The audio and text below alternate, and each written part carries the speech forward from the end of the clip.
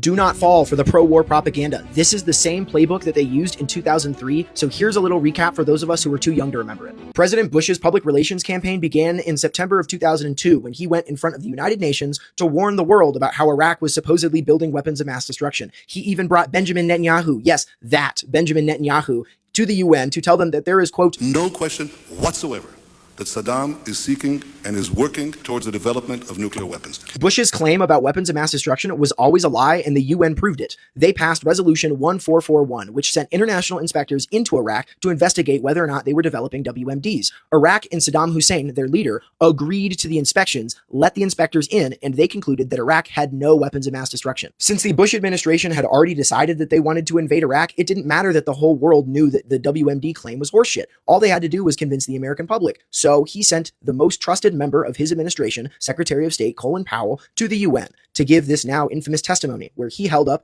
a scary-looking vial of white powder and presented a bunch of misleading computer-generated images that supposedly proved that Saddam Hussein was harboring al-Qaeda terrorists and building weapons of mass destruction to destroy the West. American media started glazing George Bush and the war effort with magazine covers like this from Vanity Fair, opinion pieces in every major newspaper, and pro-war guests dominating on Fox, CNN, and MSNBC. Democrats like Hillary Clinton and Chuck Schumer voted with almost every Republican to invade Iraq at a time when 72% of the American public supported this baseless invasion when it started in March of 2003. With all the retrospect, we know that the Iraq war was a complete disaster. We lost thousands of American soldiers and hundreds of thousands of Iraqi civilians, and a war against Iran would be no different. Now we're seeing countless American politicians and media figures saying things like, we cannot allow Iran to have a nuclear weapon, but no one has proven that Iran is close to getting one or that they're even trying to develop one. Benjamin Netanyahu has been saying for decades that Iran is on the cusp of developing a nuke, but Trump's own director of national intelligence, Tulsi Gabbard, told Congress in March of this year that Iran was not building a nuke. This is a lie campaign being blasted all over our feeds to make it so that you consent to having American troops and treasure being dragged into another endless war in the Middle East.